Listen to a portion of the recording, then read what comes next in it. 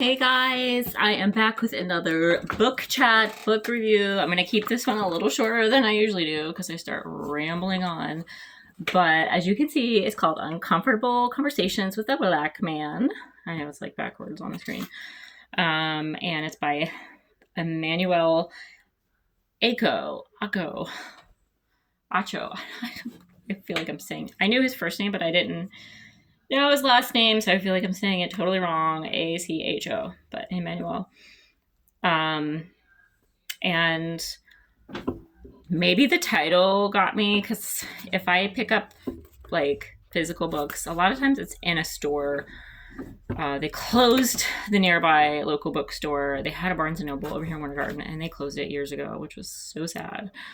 Everybody was literally really upset about it because I remember at the time somebody like started a petition and I was like, I'm signing it digitally, like bring back the bookstore. And it's like, you knew that wasn't going to work because it's like business, but they put a Forever 21 in this place. But anyway, so there's a Target over there in the same area.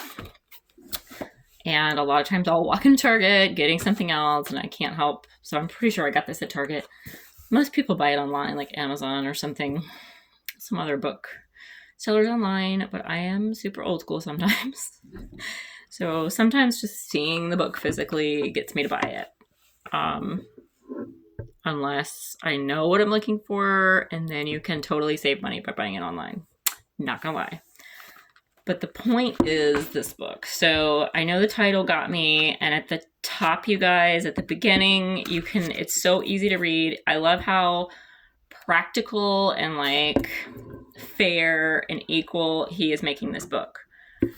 Not that the history of Black people, and he even talks about calling it African Americans because he's like, if you're in America, you're from America. Why am I being called African American when like I'm not from Africa? Even my family, like, so there's so many different ways to look at things, you guys, and it really will help you whether you're Black, you're white, you're red, you're brown. I don't care what you are, yellow, pink, purple. It doesn't matter. It's just a color, you guys.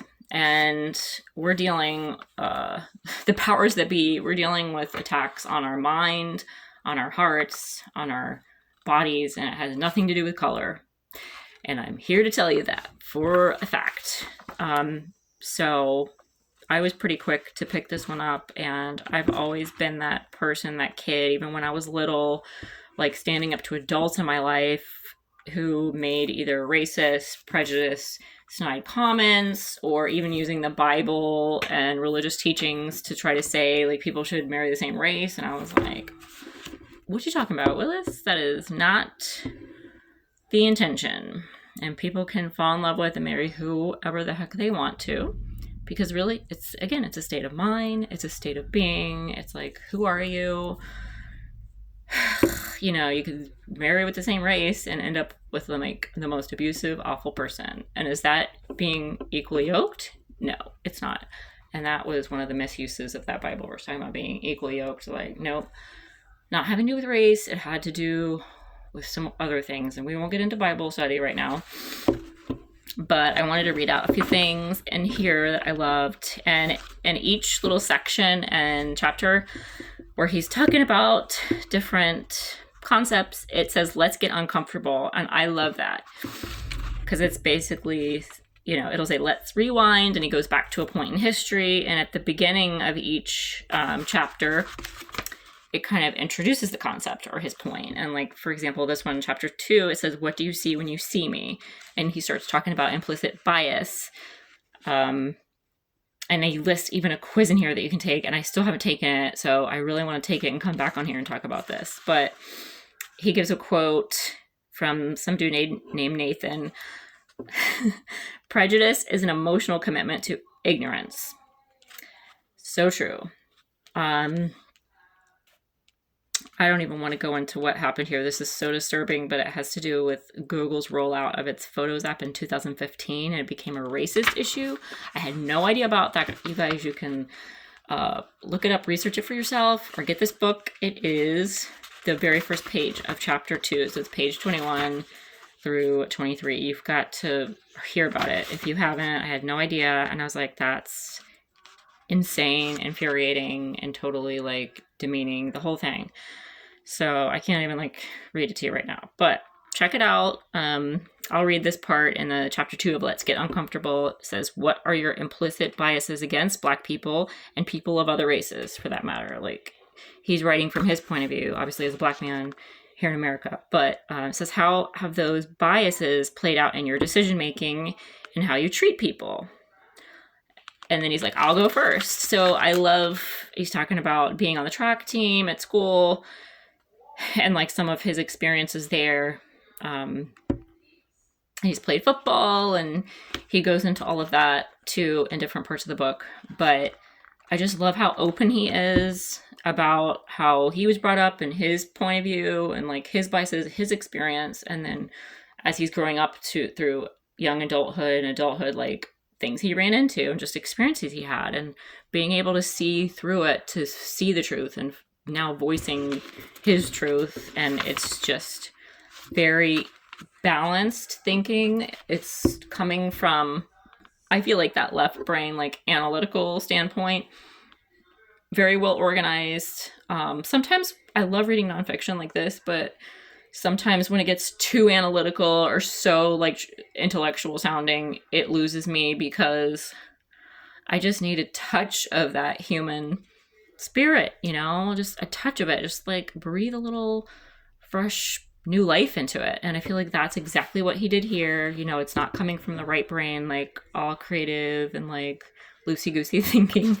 That's how some people look at right brain. So I think he did a great job of balancing out both sides and going back in the rewind part in the chapters about pointing out different things in different points in history on the timeline here, and then different court cases that were ruled and things like that that you can look back to and learn from, because I forgot a lot of stuff I learned in school, and my son and I talk about that a lot, because he's in the 7th grade now, and I'll be like, yeah, I can't remember.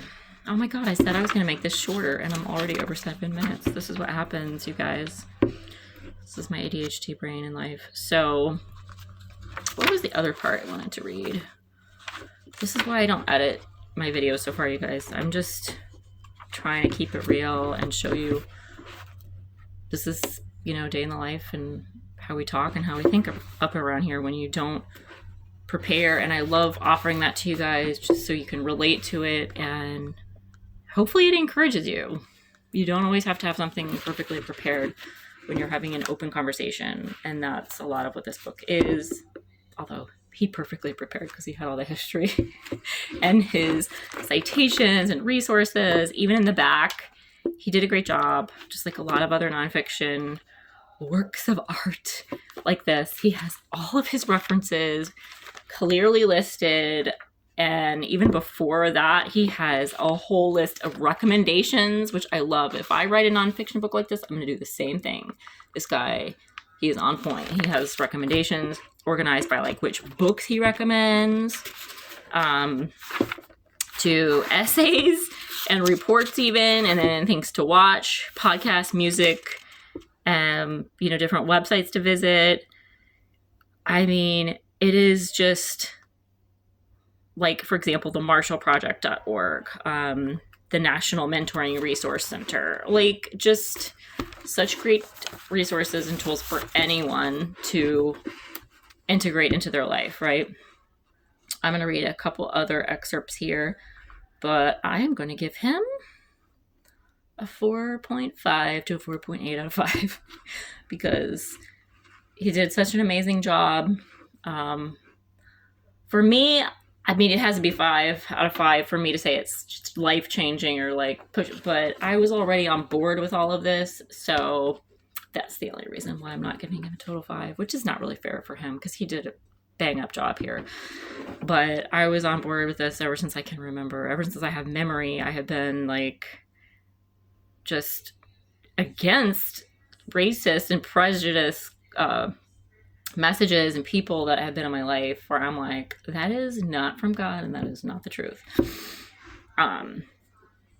I'll read this one. Some lady named Amy wrote this. I have unfortunately encountered many Black people who seem hell-bent on hanging the history of slavery and racism and equality around every single white person's neck, who are unwilling to give grace if we ask questions to try and understand how we can be better.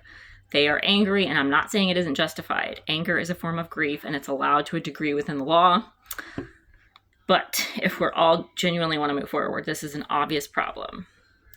And that's a tough point to make. I'm guessing Amy's a white lady who wrote this, but I love how he includes different people in the conversation, because the whole point is to be open and hear what everybody has to say. And it's true about, trying to move forward. We have to get past all this basic racist BS. Like, you can't keep talking about the same stuff, and then the court cases and the legalities have changed, and then people are stuck in the same mindset. Like, that's insanity, right?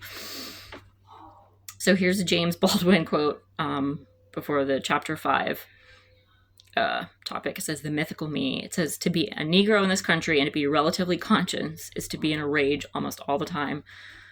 And yeah, there's so many things to be in a rage about when you learn about the truths of like history and just people. It's completely enraging. And I remember feeling that way when I was a kid and just growing up. The more I learned, I was like so disturbed. I remember watching Roots, you guys. I don't know if you've ever seen that, but I remember it was the actor from Reading Rainbow, oh my God.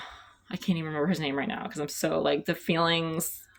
I'm trying not to let them come up all the way because it's like I don't want to think about it. But I remember watching Roots as a small child, and I'm like, why am I watching this? I was just like, I'm gonna cry just thinking about it, you guys. I was like ripped apart, just like sobbing, and it had a real effect on me. But anyway, they talk about the N-word in here. They talk about us and them, like pitting people against each other, dividing people. That's the goal, right, of this insane society that many of us have been stuck into. And just, we call it spiritual warfare. It's the same thing as psychological, emotional warfare, all of it against the body, the mind, the heart. They talk about reverse racism and how people bring that up. And it's like, aren't we all here in humanity? Like, if it's racism against one race, it's racist against everyone, right? If we're all standing united the way you're supposed to, and you can tell when somebody is or when somebody isn't pretty quickly, right? You're either coming from a place of love or fear. And those people who are hating on other people and their right to be free, that's coming from fear. They're afraid of those people owning who they really are. Those people meaning all of us on the side of light and love and all that kind of stuff. Let me take a breath. I get a little worked up talking about certain things. Talks about the government, and just who's behind it and what's going on there, and the media, rap music. And I love rap music, but some of it is really damaging. Obviously, when we're talking about these topics. And it's hard for me to acknowledge that because I love hip hop, rap, and a lot of the jokes that are made, not about race, but just about, like, here he wrote on chapter 10, thug life, justice for some, like thug life, like that's like a hashtag, that's a thing we say. It's like a joke, but beyond that, it's not a joke. You want to talk about profiling? That is a real thing for people out there who are white or some other race. It's obviously a proven fact that Black people in America are completely profiled, and then it started to be Middle Eastern, right? Like Arabic people, or even if you looked even similar to that. I know somebody in my life, not from the Middle East, not Arabic, but completely got profiled as such because of the color of his hair, the way he appeared, the way his... Anyway, and was detained by the police for appearing that way and called for backup, like, and did nothing remotely close to, antagonize that. So it is pretty enlightening and just opens your eyes when you actually go through and pick up the pieces and learn about the struggle of the Black family. And I have another book that I'm going to go over in here. It's called Evicted, and I'm going to get on here and relate it to this one as well, because you look at the statistics of eviction and of this and then of that, and imprisonment, and you go down the list and you're like, these numbers are enraging and insane. So we really, especially for people out there calling themselves Christians or whatever, God-fearing, God-loving, blah, blah, blah, blah, blah. Well, what are you doing besides tithing to your church, right? Giving this or joining this group or that group, or being like, I'm a Bible study teacher, and I don't mean to put that down or demean that, because I've done that in my life too. But like, what are you doing? Even if it's just speaking the truth out in love about racism here in America and prejudice, even just a step below that. But it's all on the same train, and it's all damaging. And I'm just on here as a white woman, obviously, right? Just standing up for what's right and having an open conversation. And if anybody wants to comment on here, if anybody wants to email me any related topics we can talk about, or in shows as well, I'm happy to do that. There's just so much to talk about, and I said I was going to keep it short. I must have lied to myself, because I'm almost at 17 minutes. So this is one of my longer ones. I love it. Next time I'm not going to say it's a short one, because I'll do the complete opposite and prove myself wrong. But you guys, pick up a copy of this if you can. And I love on the back, it says, "Let's talk, my friends." Like, come on. This guy is dabomb.com.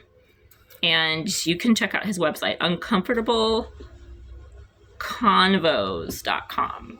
But I'll get on here and I'll update my description so you guys can check out this book. I think everyone living in America at least should read it and check it out. He did a great job.